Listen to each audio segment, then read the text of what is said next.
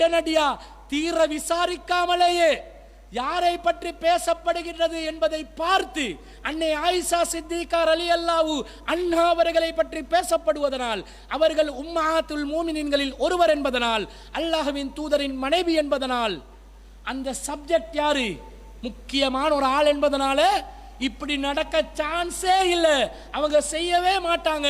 உடனே நீங்கள் சொல்ல வேண்டும், வகாலு ஹாதா இஃபுக்கும் முபீன், இது தெல்ல தெளிவான அவதூறு என்று அவர்கள் சொல்லியிருக்க வேண்டாமா என்று அல்லாஹ் கேட்கிறான். பாத்தீங்களா, அறிவிப்பாளர் இப்ப தேடணுமா? யாரு சொல்றப்பட்ட மெட்டர் என்னன்னு பார்க்கணும்.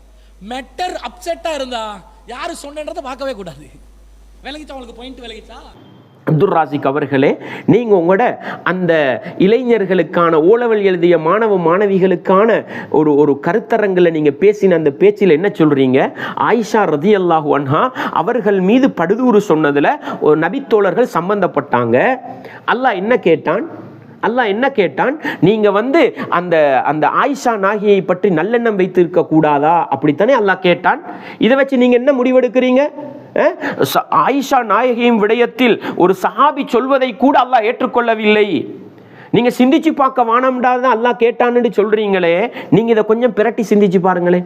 ஆயிஷா நாயகியோட விஷயத்துல நல்ல முறையில சிந்திங்கன்னு தானே அல்லாஹ் சொல்றான். அவங்களோட விஷயத்துல தப்பா சிந்திக்காதீங்கன்னு தானே அல்லாஹ் சொல்றான். இது அப்படியே ஹதீஸ் கலை அறிஞர்களோட விஷயத்துல கொண்டு வைங்களேன்.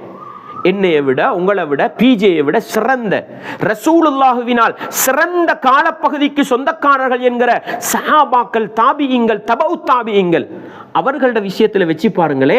அவங்க நம்பகமானவர்கள், அவர்கள் நம்பிக்கையாளர்கள், மார்க்கத்தின் பெயரால பொய் சொல்லாதவர்கள், மார்க்கத்தை வைத்து பிழைக்காதவர்கள், மார்க்கத்திலே பொய் சாட்சி சொல்லாதவர்கள், ஹதீஸ்களோட விடயத்தில் பொய் சொல்ல மாட்டாங்க. அவங்க சொல்ற ஹதீஸை நாங்க ஏற்றுக்கொள்வோம். குர்ஆனுக்கு முரண் மாதிரி எங்களுக்கு பட்டாலும் அதுல நாங்க மௌனம் காப்போம். இப்படி நியாயமா சிந்திங்களே. ஆயிஷா நாயகியோட விஷயத்துல சஹாபாக்களையே அல்லாஹ் கண்டித்தான். எனவே சஹாபாக்களாக இருந்தாலும் நாங்கள் ஆய்வு செய்துதான் எடுக்க வேண்டும். சஹாபாக்களுக்கு மேல நீங்க போறீங்களே, அதை அப்படியே கீழே வச்சு பாருங்களேன். ஆயிஷா நாயகியோட விஷயத்துல வீணா விமர்சிக்க கூடாதுன்ற மாதிரி, அபூபக்கருடைய விஷயத்துல வீணா விமர்சிக்க கூடாதுன்ற மாதிரி, நம்பகமான சஹாபாக்கள் ஒரு செய்தியை சொன்னா, அந்த நம்பகமான சஹாபாக்கள்ட்ட இருந்து நம்பகமான தாபியங்கள் ஒரு செய்தியை சொன்னா, அந்த நம்பகமான தாபியங்கள்ட்ட இருந்து தபவு தாபியங்கள் ஒரு செய்தியை சொன்னா, அத உலகத்திலே நம்பகமானவர் என்று அறியப்பட்ட புகாரி, முஸ்லிம், அபூதாவுது, திர்மிதி, நசாயி போன்ற அறிஞர்கள் பதிவு செய்த ஒரு ஹதீஸ அவங்க நல்லவங்க, அவர்கள வீண் சந்தேகம் கொள்ளக்கூடாது அப்படின்னு நியாயமான கண் கொண்டு பார்த்தால் அந்த ஹதீஸை ஏற்றுக்கொள்ளலுமா இல்லதா? அன்பார்ந்த அப்துல் ராசிக் அவர்களே, எஸ்எல்டிஜே உறவுகளே, சிடிஜே உறவுகளே, டிஎன்டிஜே உறவுகளே, சகோதரர் பிஜே அவர்களே, உங்களுடைய சிந்தனை குழப்பத்தை நீங்கள் நிவர்த்தி செய்து கொள்ளுங்கள். உங்களுடைய புத்தி கோளாறை நிவர்த்தி செய்து கொள்ளுங்கள்.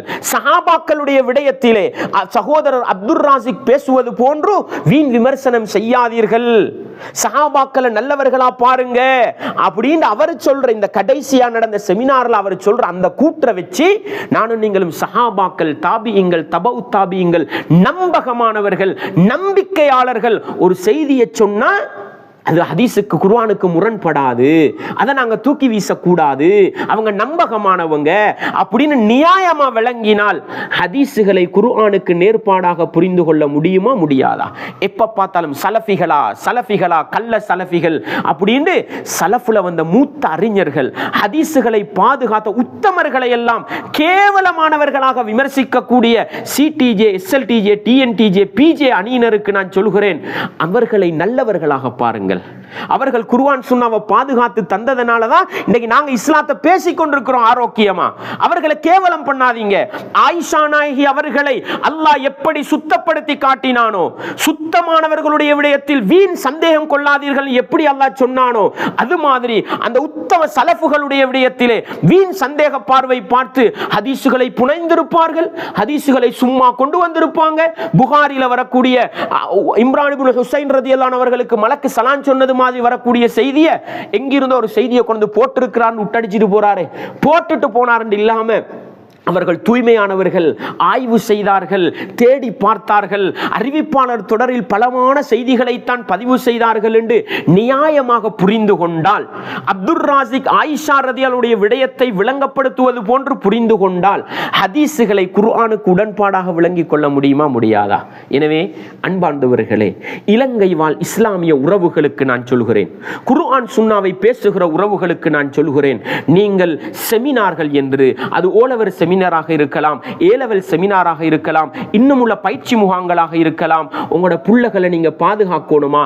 ஹதீஸ் மறுப்பு கொள்கை வழிகேடர்கள், சூனிய மறுப்பு கொள்கை வழிகேடர்கள், கண்ணூர் மறுப்பு கொள்கை வழிகேடர்கள், இவர்களுடைய SLTJ, CTJ, TNTJ, PJ உடைய அணி சார்ந்தவர்களுடைய செமினார்களுக்கு அனுப்பி உங்களுடைய பிள்ளைகளுடைய உள்ளத்திலே ஹதீஸுகளுக்கு எதிரான நச்சுக்கருத்துக்களை புகுத்தாதீர்கள்.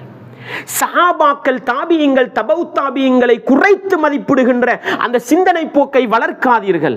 இன்னைக்கு நாங்கள் முஸ்லிம்களாக இருக்கிறோம்டா, அந்த உத்தமர்கள் செய்த தியாகத்தின் விளைவு இன்னைக்கு சஹாபாக்களும் கணக்கில்லை, தாபியங்களும் கணக்கில்லை, தபவு தாபியங்களும் கணக்கில்லை. ஆனா PJ மட்டும்தான் உலகத்தில் ஒரே அறிஞர்னு என்ன பண்றாங்க, தூக்கி பிடிக்கிறாங்க. எனவே அன்பார்ந்தவர்களே, இஸ்லாமிய உறவுகளே, இந்த செமினாரின் மூலம் நடந்திருக்கக்கூடிய மிகப்பெரிய ஒரு அடிப்படை தவறு, அவர் கடைசிக்கு எப்படி தெரியுமா முடிக்கிறாரு, நாங்க இதை சரின்னு செஞ்சோம், பொம்புளை புள்ளைய நடுவுல வச்சு ஆண்கள் எல்லாம் பார்க்க தொலைவீச்சு காட்டின பயிற்சி சரி, இதை நாங்க இனி சமூக வலைத்தளங்கள்ல போடவானுவோம். அப்ப சமூக வலைத்தளங்கள்ல போடுறதுதான் பிழை, உங்களோட மஸ்ஜிதுல்லுக்கு உங்களோட ஆபீஸுக்கு நடத்துறது பிழை இல்லை, அப்படியா சகோதரர்? இஸ்லாத்தின் அடிப்படையில் பிழை. நீங்க அதை சமூக வலைத்தளங்கள்ல போட்டாலும் சரி, போடாவிட்டாலும் சரி, மார்க்க அடிப்படையில் அது பிழைதான். பிழை என்ன? பெண்கள் பயான் பண்றாங்க, பார்க்கிறோம் இல்லையா? பெண்கள் பயான் பண்ணினா முகத்தை காட்டுறதுக்கு ஏதோ ஒரு ஆதாரம் இருக்குதுன்ற அடிப்படையில் காட்டுறோம். அவங்கள ருக்கு செய்ய வச்சு, சுது செய்ய வச்சு, அதை படிச்சு கொடுக்கணும். எப்படி பார்ப்பான்? உடல் உறுப்புகள் எப்படி பார்ப்பான்? அவர்கள் மறைக்கப்பட வேண்டியவர்கள் இருக்கிறோண்ட கொண்டு அவங்கள சுஜூதி செஞ்சு ருக்கு செஞ்சு பாருங்கோண்டு காட்டினா, இதை நீங்க சமூக வலைத்தளங்கள்ல போட்டதுதான் பிழையா? இல்ல, சமூக வலைத்தளங்கள்ல போட்டது மட்டுமல்ல பிழை, நீங்க இப்படி ஒரு பயிற்சி முகாம் நடத்தினதே பிழை. எனவே இலங்கை வாழ் இஸ்லாமிய உறவுகளுக்கு நான் சொல்லிக் கொள்கிறேன், இந்த வழிகேடர்களுக்கிட்ட உங்களோட புள்ளகளை படிக்க அனுப்பி அவர்களுடைய உள்ளத்திலும் இஸ்லாத்துக்கு எதிரான சிந்தனைகளை, மார்க்க சட்ட விழுமியங்களுக்கு எதிரான சிந்தனைகளை உருவாக்கி விடாதீர்கள் என்று சொல்கிறேன். இரண்டாவது, அப்துல் ராசிக் அவர்கள் ஆற்றிய உரையிலே அவர் என்ன செய்கிறார், ஆயிஷா நாயகி விபச்சாரத்தில் ஈடுபட்டார் என்று சில சஹாபாக்கள் செய்ததை அல்லாஹ் கண்டித்தானாம். அவர் சொல்வதை தெளிவாக கேளுங்கள், முனாஃபிக்குகள் சொன்னதை வச்சு சில சஹாபாக்கள் நம்பினாங்க. அப்படி நம்புறதைத்தான் ஏற்றுக்கொள்ளக்கூடாதுன்னு அல்லாஹ் சொல்றானே, அதை பாடமாக எடுத்து இன்றைக்கு சஹாபாக்களை குறைகாணக்கூடிய இந்த சமூகம், தாபியங்களை குறைகாணக்கூடிய சமூகம், ஒரு சஹாபி பொய் சொல்லி இருப்பார், ஒரு தாபி இந்த செய்தியை பொய் சொல்லி இருப்பார், புகாரி இமாம் தேடி பார்க்காம அறிவிச்சிருப்பார் என்று நம்பகமான அவர்கள நீங்க வீண் சந்தேகம் கொண்டு ஹதீஸுகளை மறுக்கிறீங்களே, அப்படி ஹதீஸை மறுக்காம இருந்தால் நேர்வழிக்கு வந்துடலாம்.